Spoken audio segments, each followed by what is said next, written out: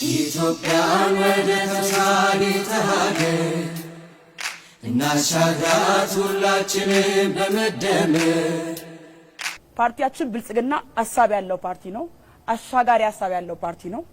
ስለዚህ ይህንን ሐሳቡ የሚያስቀጥለው ትውልድ ያስፈልጋል ብሎ ያስባል።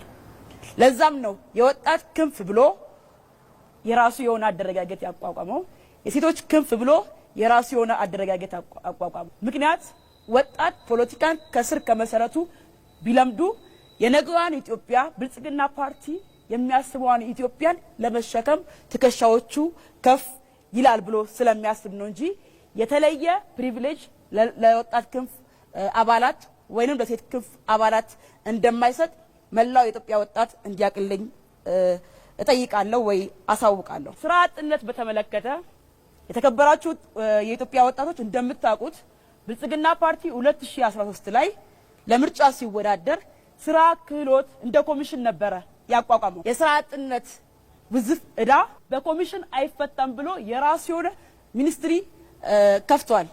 ስለዚህ ምን ያህል አንገብጋቢ ጉዳይ እንደሆነ ብልጽግና ፓርቲ ተረድቷል። ውዝፍ እዳ ነው። ውዝፍ እዳ ደግሞ በአንድ ጀንበር በ5 ዓመት ይፈታ ብሎ ማውራት አላዋቂ ስለሚያደርግ ነገር ላይ ብናስብ የሚል ሐሳብ አለኝ። ብልጽግና ፓርቲ በስራና ክህሎት ሚኒስቴር በኩል በርካታ የውጭ የስራ ዕድል ፈጠራዎችን እያካሄደ ይገኛል። ብልጽግና ፓርቲ የትውልድ ፓርቲ ነው። አሻጋሪ ሐሳብ ያለው ፓርቲ ነው።